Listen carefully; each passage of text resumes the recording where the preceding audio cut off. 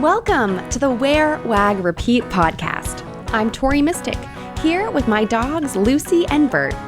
Together, we're interviewing cool, creative women entrepreneurs in the pet industry. Do you dream of working alongside your dog? Then sit, stay, and listen to the latest episode to find the inspiration and resources that will help you grow your own dog-inspired business. Have you ever considered that dog treats could change the world? On this episode, I'm interviewing a woman who left the corporate pet industry to start her own sustainably minded brand that uses an unusual protein source that requires far less water and has a much smaller carbon footprint than traditional ingredients like beef and chicken. We discuss how she's managed to get the word out through creative in-store sample placements and by working with micro-influencers and a local dog photographer. But before we dive into the interview, I want to remind you that this February, I'm asking you to share how much you love this podcast by leaving a review in Apple Podcasts. At the end of the month, I'll pick one reviewer to win a $50 gift card to the Wear, Wag, Repeat shop. Pretty sweet. To leave a review, just open the podcast app on your phone. It's the little purple icon. Search for Wear, Wag, Repeat. Click on the photo of me and Lucy, then scroll down towards the bottom where you'll find reviews. I promise it only takes a few minutes. I'll love you for it, and you could win a fabulous prize. Now, on to the episode. Ann Carlson is the founder and CEO of Jiminy, a company that's producing humanely raised, sustainable dog treats using cricket protein.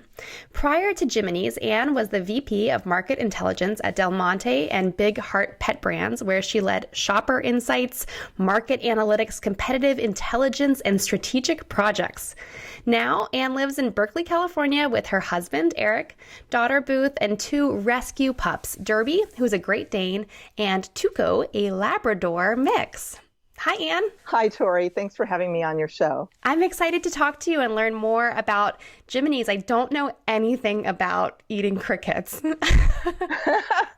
Well, it's still pretty new. A lot of people haven't heard about it yet. And so we're all about spreading the word. Yeah. And what I thought was interesting when I first discovered your treats, it was through Dogly, which is a really cool site with lots of indie brands on it. And what I thought was really cool about your treats, it's not like little tiny freeze-dried crickets. It's actually a regular looking treat that just uses cricket protein. So I was really surprised when I saw what the treats look like. So can you tell us a little bit more about how you came up with this idea, how you got into the cricket business? Sure. And first, let me comment. That was really intentional. We wanted the treats to look like something you're familiar with. So basically, we're just replacing the traditional animal protein, so the cow or the chicken, with cricket protein. So it seems like a normal treat. The dogs react to it like a normal treat. That's all by design. Yeah, So. I think it's really wonderful. But it was surprising to me because, I spend a lot of time sort of seeing people talking about raw feeding their pets, and sometimes they give them some animal parts that make me a little bit squeamish, and I'm like, I don't know if I could feed my dogs like rabbit feet just whole like that.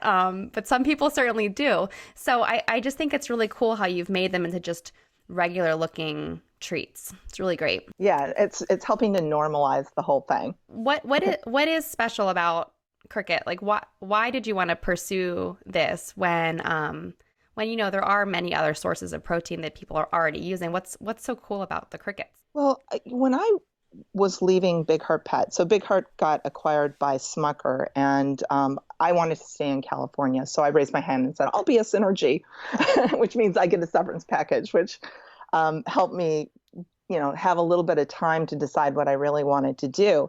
And I knew I wanted to do something that was really meaningful. So I was looking at how can I, as this, single person in Berkeley, California, make a difference? And so I was looking at things like basically world problems. There's hunger, there's poverty, there's climate change, there's water, clean water, all these different things. And, I've worked in consumer packaged goods. So I'm like, well, if I create a product that can actually be different and be a choice that would be a good choice that could help potentially with climate change, could help with food security, that would be something I'd want to do. And as I was sort of having all of these thoughts, I got approached by a group who was trying to create a new treat that was going to be a grass-fed, grass-finished beef product. And I was like, I love this idea that you want to do a sustainable dog treat, but I don't love the idea of using cow because, a cow just isn't a sustainable animal. Mm-hmm. So I worked with them and kind of came up with other ideas. And through that, stumbled across this idea that insects could be the protein source of the future. There was a UN study that was done that really focused in on this and said it could be the end of world hunger. That's amazing. Yeah, I was really excited when I saw it. However, I was also a little skeptical. I was like, well, would the dogs actually like it? So I actually, the first thing I did is I ordered some freeze-dried crickets, and they were for human consumption. And I got them. I took them out in the back porch, and I was like, okay, guys, let's try them. And the dogs, they started drooling, and they were just like, they were so into it. So I was like, okay, I think this can work. And then I figured, okay, I got to try it myself. So I closed my eyes because they actually look like crickets. I closed my eyes, I popped it in my mouth, and I'm like, oh, okay, it tastes kind of nutty. It was like a sunflower seed. It's probably the closest thing I could come up with. And I was like, this will work. This will be really easy to combine with other things and make it taste good. So where do you go on the internet to order crickets? How did you figure this out? Well, that was actually, just a Google search on my part. But then it was also, how am I going to get enough crickets to actually make treats? And it turns out that there's a whole industry that's starting up of people who are farming crickets. And the fantastic thing is it takes almost no space. Well, and sure. This is why They're tiny. It's sustainable. Yeah, exactly. So it takes exponentially less land, less water. They emit almost no greenhouse gases. So this is just a fantastic alternative to other protein sources. And the other thing is it's really humane. The crickets actually get to live almost all of their natural life before they're harvested. Wow. And where in the world are the crickets raised? Well, I decided that they're raised all over, but I decided for Jiminy's that we would source only in North America. Mm-hmm. So right now, the majority of ours are coming from Canada. However, we're working with a couple of farms in the U.S. as well as they're starting to scale up their operations. Do you know roughly how many crickets go into one bag of treats? I do. I actually did that calculation.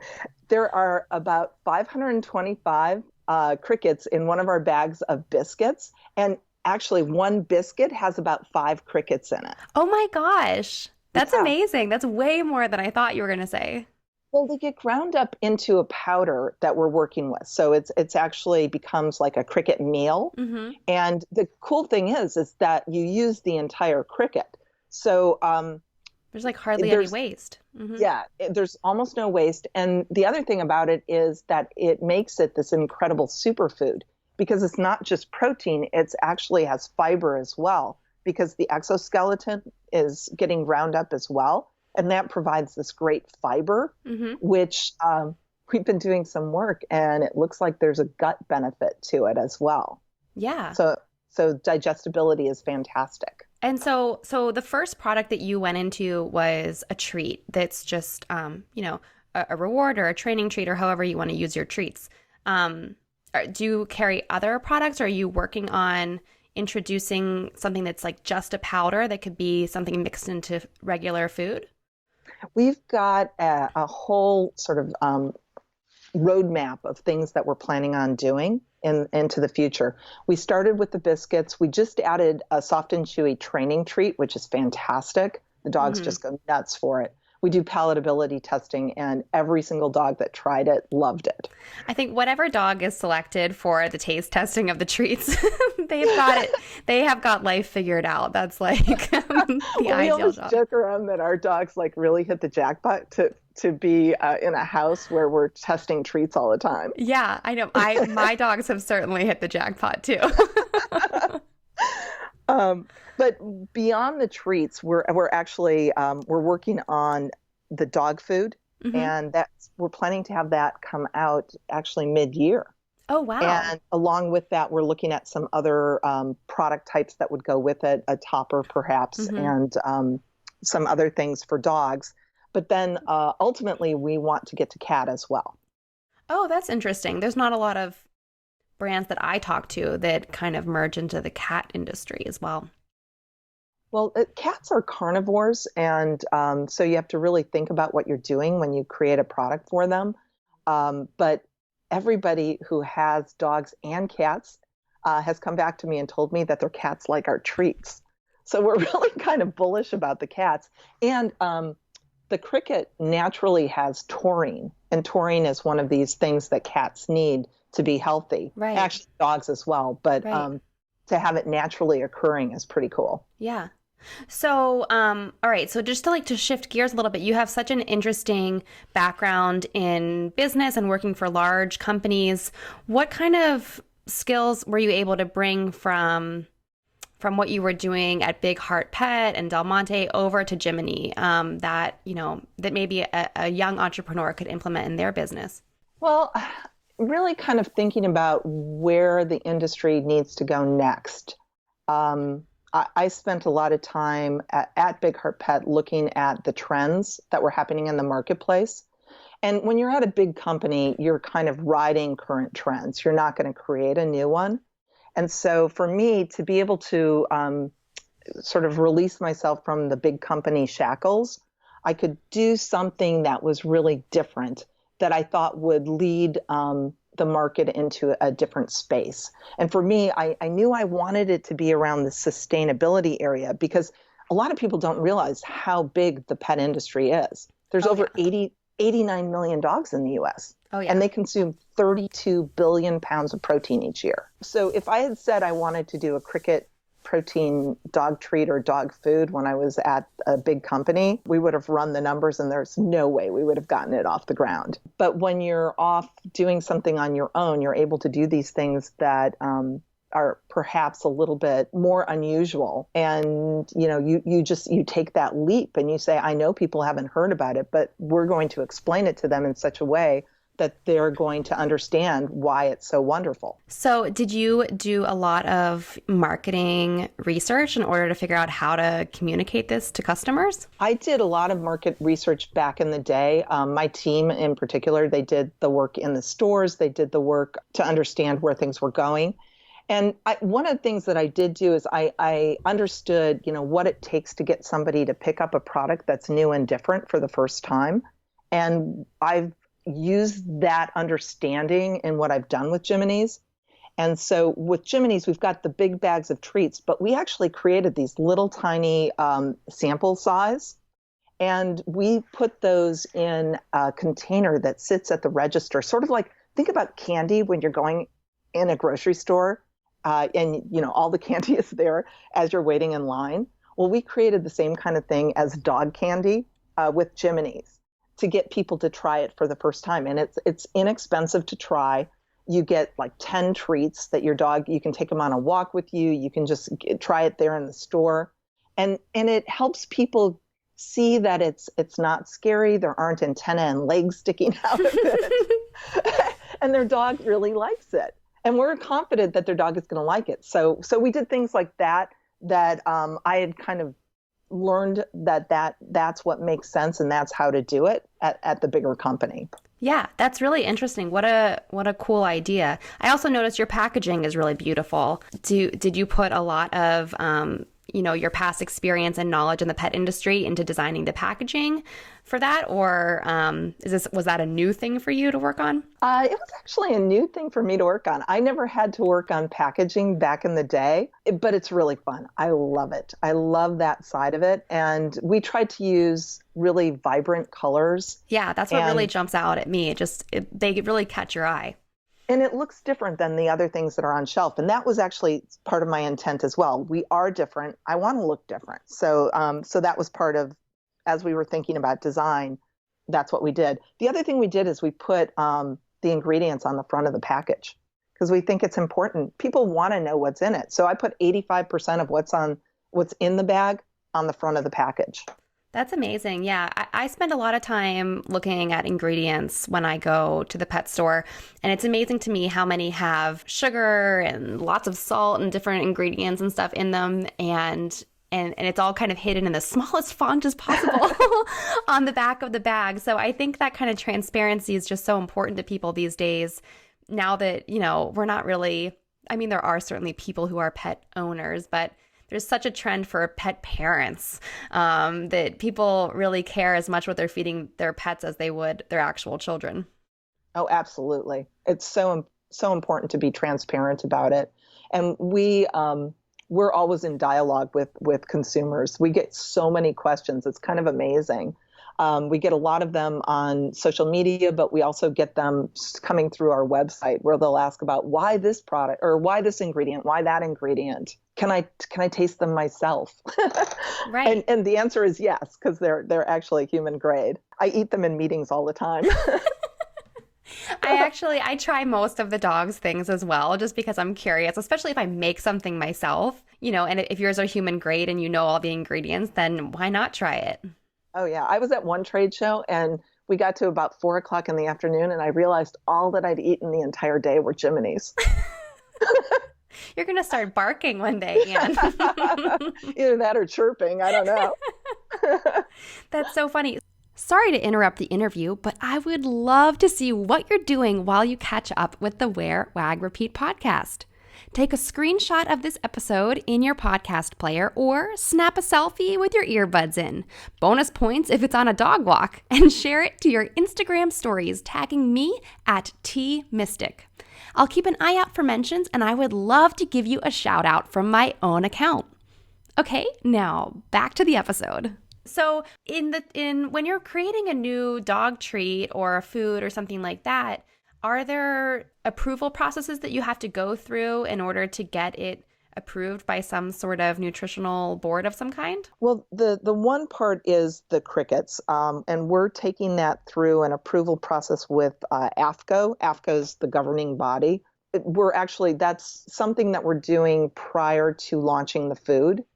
And it's really important. You're proving out that it is, digestible. The dogs react well to the new ingredient. If you really back up, though, you could say that this is something that should just be grass, which is generally recognized as safe because people and dogs have been eating insects for thousands of years. Mm-hmm. But just to assure to everybody that it is safe and a high quality protein, we went through the process, and we had over 32 dogs eating different levels of cricket protein for over a month, with vets and blood samples and fecal samples and all sorts of stuff like that. Wow, is that common for other companies to do that kind of testing, or was that unique to you guys?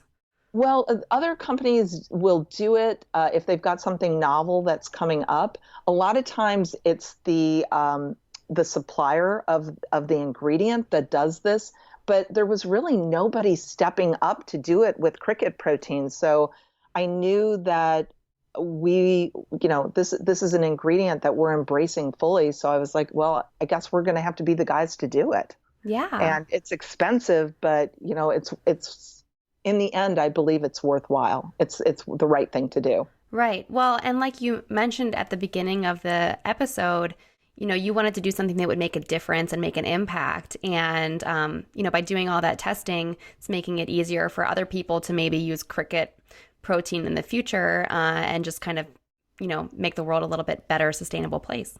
That's exactly right. Yeah.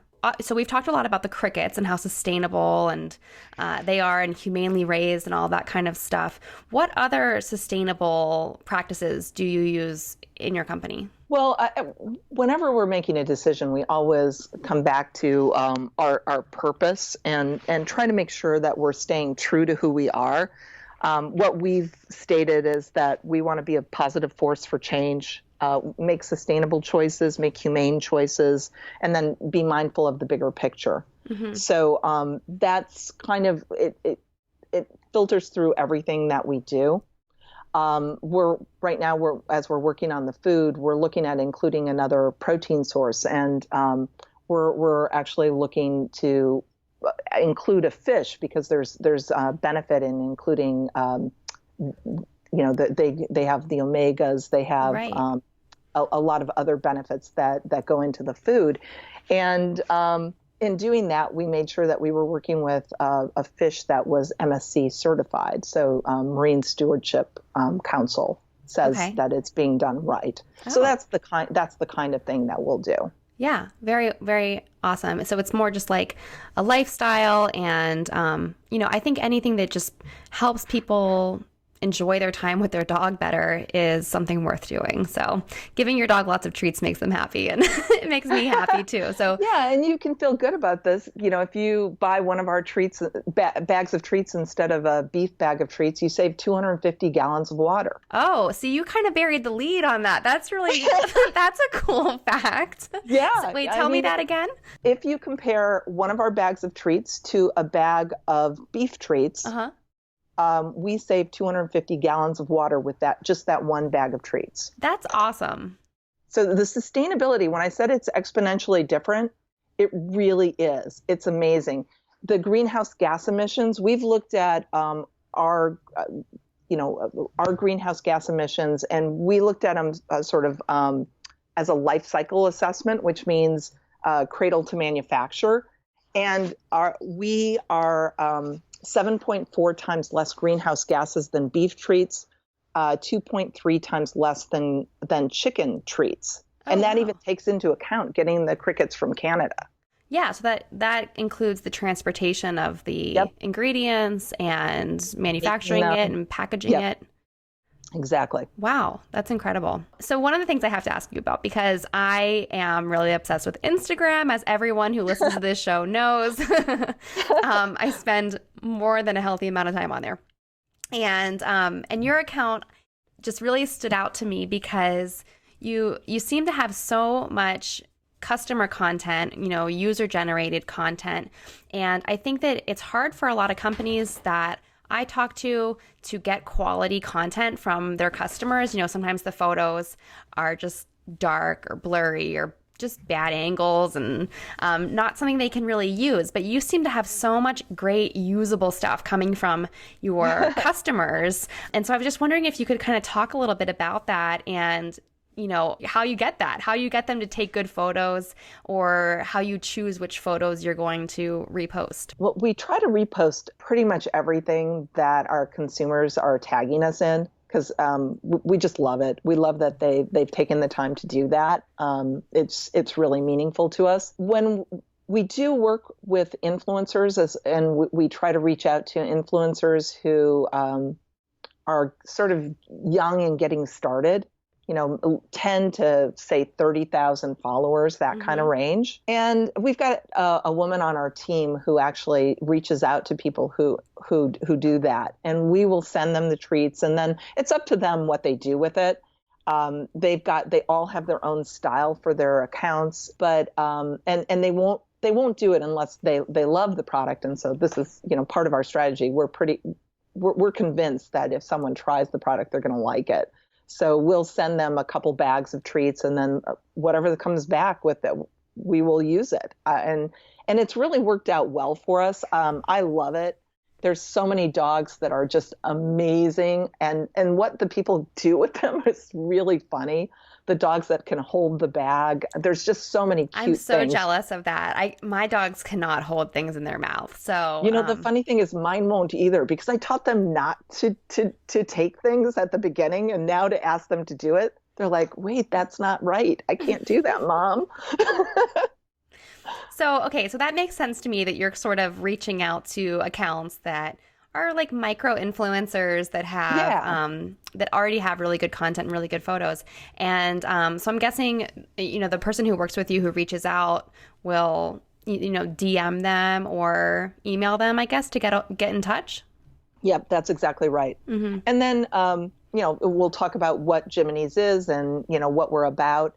And if they're in, and most of the time it seems like they are, we'll just send them some treats. And we also send information about the treats because I think it's important to understand the total package, what we're trying to do. Yeah. And a lot of times it's pretty cool. They'll come back and they'll talk about the savings, the water savings, or the greenhouse gases, or whatever's meaningful to them. Sometimes they're just like, "Hey, this is the boss. We love these treats," and that's cool too. Whatever works. Right. But so that's a great idea. So you send them sort of some talking points so that they know sort of like the most impressive stats and everything about Jiminy's and about the treats. And do you mind sharing? Do you usually compensate them, or do you usually just send them some treats to try? Yeah, we don't compensate. Okay. We don't. It's just, we're a little company. We don't have the ability to do that. But we will send them a couple bags of treats. We usually will send one of the biscuits and one of the soft and chewy, Yeah. and that way they get to see which they like better. Yeah. And sometimes they'll say, "Oh, I like this flavor," or "I like that flavor," and it's all good. Right. Yeah. No, I think that's wonderful, and it's really worked out because you have, like I said, just really great photos and great content. And do you also then take a lot of photos internally, yourself? Yeah, we do. We're constantly, and you'll see peppered throughout. You'll see our two dogs, some of my friends' dogs, and we work with a local photographer here as well. And she does some amazing shots of dogs on the beach. She uses GoPro cameras. Oh, cool. And that's really fun too. Very cool. So yeah, when we have the action shots, it's always Ingrid who's taking the photos. Oh, awesome. And so I'm just so into Instagram. I always like to ask if this is too many questions, you can tell me to move on.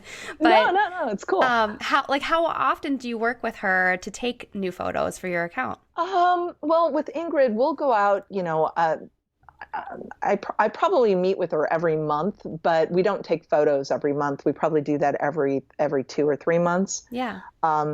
And then actually, she does some things, and we provide treats for her with her business. So when she's working with a client, a lot of times we'll let them have treats as well, and then we'll get some shots from that. So cool. it's always about spreading the word. Because a lot of people don't know that we exist. And I mean, we're still brand new. Of course they don't. So anything we can do to help spread the word, we're trying to be creative in the way that we do that. Yeah, I think, well, you're definitely succeeding so far. And now you're on a podcast. So, there's so many different ways to kind of promote your new business with so many different dog mom audiences. Yeah, it's great. And when we've got a bunch of articles that are going to be coming out, along with the work that we did on digestibility and gut health. And we're starting to actually get recognized for the sustainability work that we did or are doing.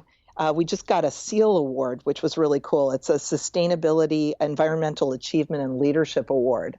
That's amazing. Yeah, I was really proud of that. Yeah, you should be. Well, I think just what really stands out to me is, you're not just a regular dog treat company that's just, there's lots of yummy treats out there that are wonderful and that are made by wonderful companies, but you really are sort of stepping it up, and it's amazing what you're doing to, make the world a better place through dog treats, basically. And food. And dog food, yes, coming soon. Yeah. And the food will really be impressive because if you change a dog from a beef diet to a cricket diet, we've done the math, and you'd actually save 4.5 million gallons of water a year. Oh my gosh. Well, and not to mention, there's so many dogs now who have poultry allergy or this allergy or something else. And cricket is probably something that that not that many dogs have allergies to because it's not part of their regular diet, that they would develop some sort of aversion to it. No, it's absolutely true that they're hypoallergenic. And we've got a couple of vets that we're working with that are using our treats in elimination diets. Yeah. So, elimination diet, you're trying to figure out what the dog is sensitive to. Mm-hmm. And a lot of times the person will blow it because they'll follow the food part of it, and then they'll give a treat that is like a beef treat or a chicken treat, which is not on the plan. So they're recommending that they use our treats. That's very cool. Well, yeah. And it's been so awesome talking to you and learning about Jiminy's and about crickets. Tell everyone who's listening where they can find you and learn more. Well, our website is a great place to start, www.jiminys, JIMINYS.com.